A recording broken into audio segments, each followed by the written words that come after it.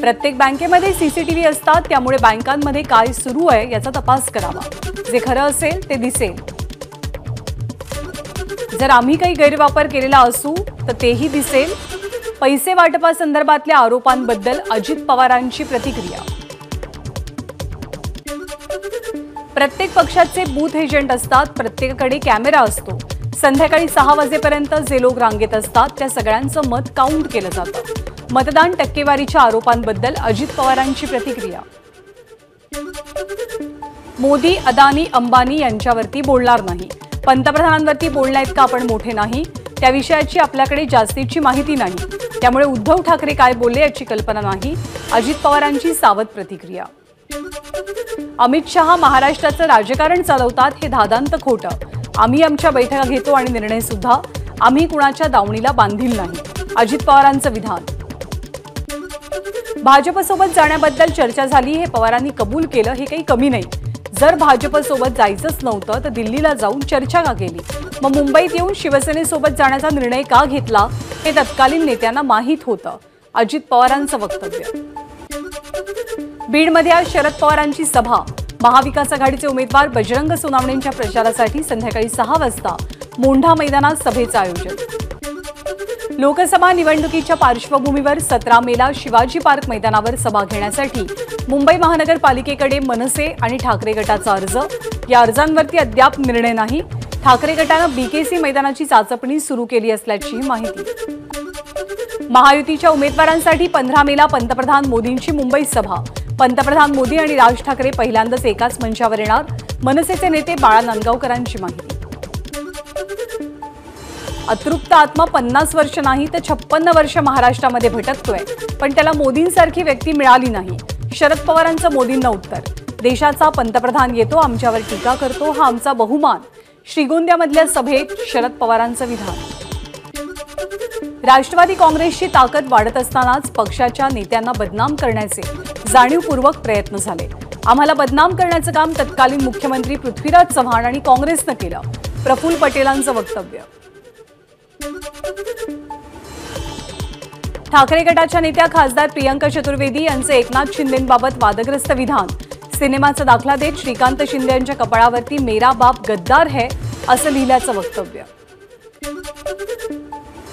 अक्षय तृतीयेला माता भगिनींना आणि सुनांना माहेरी पाठवू नका। जळगावमध्ये महायुतीच्या उमेदवार स्मिता वाघ यांचं आवाहन। महिलांचं 50% मतदान अतिशय महत्त्वाचं। वाघ यांची प्रतिक्रिया। छत्रपती संभाजीनगरमध्ये मुख्यमंत्री एकनाथ शिंदेंच्या सभेला भाडोत्री गर्दी। पैसे देऊन लोकांना आणलं गेलं। महाविकास आघाडीचे उमेदवार खैरेंचा आरोप। वैद्यकीय जामिनावरती बाहेर असलेले माजी मंत्री नवाब मलिक पुन्हा एकदा तुरुंगात जातील। भाजपचे नेते मोहित कंबोज यांनी एक्स माध्यमावरती भाकीत व्यक्त केलाय। पदवीधर आणि शिक्षक मतदारसंघाच्या निवडणुका जाहीर। मुंबई, नाशिक आणि कोकण विभागाचं मतदान 10 जूनला। उद्धव ठाकरे आज शिर्डीमध्ये शिर्डीचे उमेदवार भाऊसाहेब वागचौरे यांच्या प्रचारासाठी सभा घेणार। 15 मेला पंतप्रधान मोदींच्या नाशिक आणि कल्याणमध्ये सभा। नाशिक, भिवंडी आणि कल्याण लोकसभा मतदारसंघासाठी मोदींच्या सभा, तर मुंबईमध्ये रोड शो।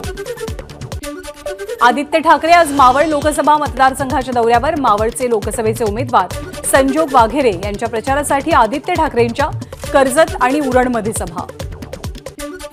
नंदुरबारमध्ये 9 मेला होणारी प्रियंका गांधींची सभा पुढे ढकलली। आता 11 मेला गोपाल पाडवी यांच्या प्रचारार्थ प्रियंका गांधींची सभा घेतली जाईल। बारामतीला गेल्या असत्या तर त्या ठिकाणी सुनांना उभं राहण्याचा अधिकार नाही। मंत्री अनिल पाटील यांचा नाव न घेता शरद पवारांना टोला। बारामतीत जी निवडणूक झाली ती धनशक्ती विरुद्ध जनशक्ती। पुणे जिल्ह्यामध्ये 35 गुंडांना तुरुंगातनं बाहेर काढण्यात आलं आणि ते महायुतीचा प्रचार करत होते। रोहित पवारांचा अजित पवारांवरती निशाणा। आपण आपल्या राजकीय जीवनात प्रचंड मोठी चूक केली। अमोल कोल्हेंना उमेदवारी देऊन खासदार केलं, ही आपली चूक झाली। ही चूक तुम्ही सुधारा। पुण्यातल्या सभेत अजित पवारांचं विधान। शरद पवारांच्या वक्तव्यामध्ये तथ्य आहे। 4 जूनच्या निकालावरती सगळं काही अवलंबून असेल। शरद पवारांच्या वक्तव्यासंदर्भात पृथ्वीराज चव्हाणांची प्रतिक्रिया। शरद पवारांनी कोणत्या पक्षात विलीन व्हावं हा त्यांचा प्रश्न, मात्र ते मूळ काँग्रेसचेच आहेत। शरद पवारांच्या विलीनीकरणाच्या वक्तव्यावरती दीपक केसरकरांची प्रतिक्रिया। बारामतीची निवडणूक होऊन गेली याचा आनंद, पवार कुटुंबात निवडणुकीवरनं आरोप प्रत्यारोपाचे कलगीतुरे रंगले, हे काही आनंददायी चित्र नव्हतं. छगन भुजबळांची प्रतिक्रिया. देशाला महासत्तेकडे नेण्याचं काम मोदी सरकार करतंय. 400 पारचा नारा पूर्ण करायचा आहे, मुख्यमंत्री एकनाथ शिंदेंचं विधान. फोटो काढून घरात बसून राज्य चालवता येत नाही, मुख्यमंत्री एकनाथ शिंदेंची उद्धव ठाकरेंवर नाव न घेता टीका. सूर्य पश्चिमेकडे उगवलाय का? अदानी आणि अंबानींच्या विरोधात मोदी बोलतायत. त्यांना जे कॉन्ट्रॅक्ट दिलं ते परत घ्या, मावळच्या सभेत उद्धव ठाकरेंचं वक्तव्य. इंडिया आघाडीकडे ना नेता ना नीती, मोदींकडे 10 वर्षांचा विकास आणि पुढच्या 25 वर्षांचा आराखडा. मोदींना तिसऱ्यांदा पंतप्रधान बनवण्याचा अर्थ पाकिस्तानला ईट का जवाब पत्थर से. जालन्यातल्या सभेत अमित शहांचं वक्तव्य. चंदा दो धंदा लो ही भाजपची नीती. जगातील सर्वात मोठा स्कॅम हा इलेक्ट्रल बॉन्डचा. रेवण्णा राक्षस पळून गेला, केंद्र सरकार काहीच करू शकलं नाही. विराटच्या सभेतनं आदित्य ठाकरेंचा सत्ताधाऱ्यांना टोला. स्वराज्य शक्ती सेनेच्या अध्यक्षा करुणा शर्मा लढवणार बीडमधनं लोकसभेची निवडणूक. करुणा शर्मा यांना मिळालं हिरा हे निवडणूक चिन्ह. माळशेज घाटाच्या पायथ्याशी रंगली महायुतीच्या कपिल पाटील यांची चाय पे चर्चा. यावेळी शिवसेनेचे उपनेते प्रकाश पाटील, कुणबी सेनेचे प्रमुख विश्वनाथ पाटील, शिवसेनेचे सहसंपर्क प्रमुख सुभाष पवार हे उपस्थित होते.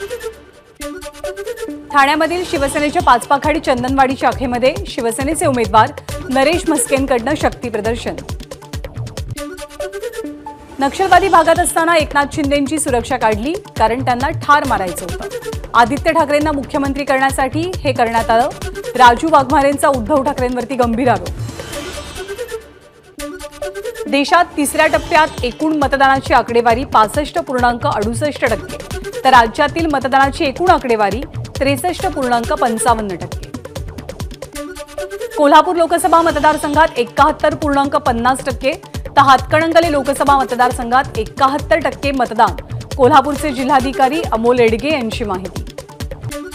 मंगळवारी पार पडलेल्या मतदान प्रक्रियेत बारामती मतदारसंघात 56.97% मतदान. गेल्या निवडणुकीच्या तुलनेमध्ये बारामतीच्या मतदानामध्ये 5%ची घट. ही 5%ची घट निर्णायक ठरण्याची शक्यता. सोलापूर लोकसभा मतदारसंघात 59.19% मतदान. 2019च्या तुलनेमध्ये मतदानाची टक्केवारी वाढली. भाजपचे राम सातपुते आणि काँग्रेसच्या प्रणिती शिंदे यांच्यात लढत. अमळनेरच्या मेळाव्यामध्ये मतदानापूर्वीच अनिल पाटलांनी लावला गुलाबराव पाटील आणि गिरीश महाजनांना विजयी गुलाल. जळगावच्या उमेदवार स्मिता वाघ यांच्या प्रचारासाठी अमळनेरमध्ये भव्य मेळावा. कल्याणमधले महायुतीचे उमेदवार श्रीकांत शिंदेंची प्रचार रॅली. या रॅलीमध्ये हजारोंच्या संख्येनं कार्यकर्ते सहभागी. भिवंडी लोकसभेमध्ये राष्ट्रवादी शरदचंद्र पवार पक्षाचे उमेदवार सुरेश म्हात्रेंची बाईक रॅली. रॅलीला नागरिकांचा प्रचंड प्रतिसाद. विरोधात गद्दार असतील तर आपल्याकडे खुद्दार. ही लोकसभेची निवडणूक म्हणजे दुसरा स्वातंत्र्य लढा. आता जाती धर्मात विष पेरलं जात आहे.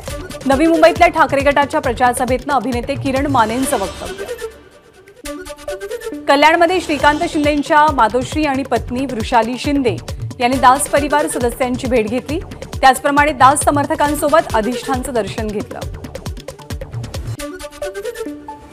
महायुतीचे उमेदवार रवींद्र वायकर यांचं बाईक रॅलीच्या माध्यमातून शक्ती प्रदर्शन. वर्सोव्यात मनसेच्या नेत्या शालिनी ठाकरे, संजय निरुपम रॅलीमध्ये सहभागी. विजय वडेट्टीवारांचं डोकं फिरलंय. पराभव दिसू लागल्यामुळे त्यांच्या मानसिकतेवरती परिणाम झालाय. अलीकडच्या काळात विजय वडेट्टीवार पाकिस्तानची भाषा बोलतात. देवेंद्र फडणवीसांची टीका. राज ठाकरेंनी मोदींना पाठिंबा दिल्याचं आदित्य आणि उद्धव ठाकरेंना दुःख. चंद्रशेखर बावनकुळेंची टीका. वरळीमधनं आदित्य ठाकरे निवडून आल्यास आपण मिशा काढू. गुणरत्न सदावर्तेंचं वक्तव्य. संजय राऊत त्यांच्या पक्षाशी एकनिष्ठ नाहीत.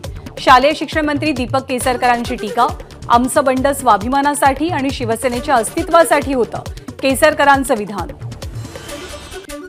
बाळासाहेब थोरातांनी संस्था काढून स्वतःसाठी पैसे कमावले.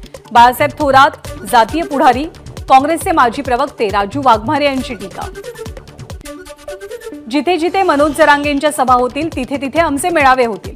आम्ही ओबीसी आरक्षणाचं संरक्षण करू. ओबीसी बहुजन पक्षाचे प्रकाश शेंडेंचं वक्तव्य. महाराष्ट्रामध्ये 40 ते 45 तर गोव्यातील दोन्हीच्या दोन्ही उमेदवार निवडून येतील. केंद्रीय मंत्री नारायण राणेंना ठाम विश्वास. मुलुंडमध्ये नवीन धारावी होणार नाही. धारावीकरांचं धारावीमध्येच किंवा आसपासच्या परिसरात पुनर्वसन करण्याची सरकारकडे मागणी. किरीट सोमय्यांची माहिती. शहरांची नावं बदलण्याच्या निर्णयाला न्यायालयानं आक्षेप घेतला नाही.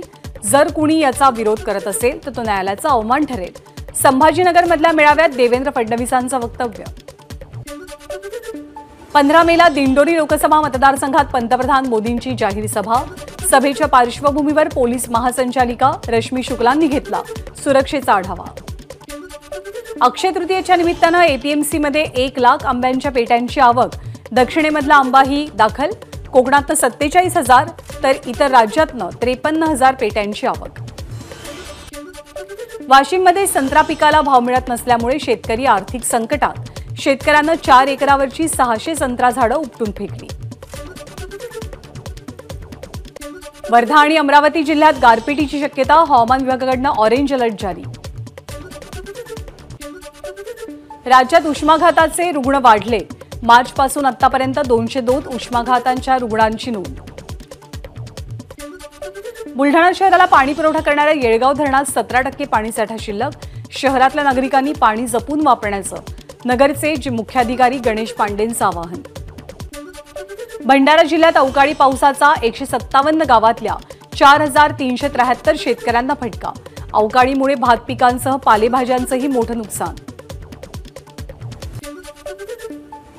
देखभाल दुरुस्तीच्या कामासाठी मुंबई विमानतळावरची धावपट्टी आज सकाळी 11 वाजल्यापासून बंद. संध्याकाळी 5 नंतर विमानसेवा खुली होणार आहे. आज दिवा आणि मुंब्रा प्रभागातील काही क्षेत्रात पाणी पुरवठा 8 तास बंद. या कालावधीमध्ये जलवाहिनीची आणि काही दुरुस्तीची कामं केली जातील. मालेगाव स्फोट प्रकरणातील आरोपी लेफ्टनंट कर्नल प्रसाद पुरोहित यांचा एनआयए कोर्टात खळबळजनक दावा. कथित दहशतवादी कृत्यामध्ये सहभागी असल्याचं मान्य करण्यासाठी एटीएसचा दबाव. आरएसएस, विश्व हिंदू परिषद आणि योगी आदित्यनाथ यांच्यावर थेट आरोप करण्यासाठी दबाव असल्याची माहिती.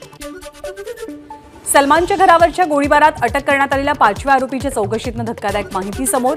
बिश्नोई टोळीच्या रडारवरती केवळ सलमान नाही तर बॉलिवूडचे इतरही अभिनेते होते. आरोपीच्या मोबाईलमध्ये इतर काही कलाकारांचे घरांचे व्हिडिओ मिळाले.